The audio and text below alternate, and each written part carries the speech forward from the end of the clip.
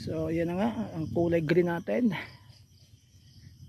So ito ay meron ng madre kakao at asin sa ilalim. Yan lang na videohan. Ito pa yung ibang asin, no?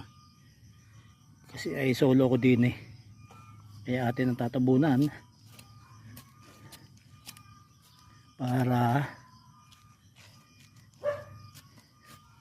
maitanim na.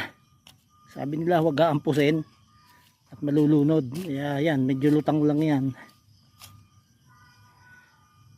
Then ito ay ating susubaybayan every month kung ano ang progress ng ating green coconut. Ito yung yellow natin na tinanim kanina.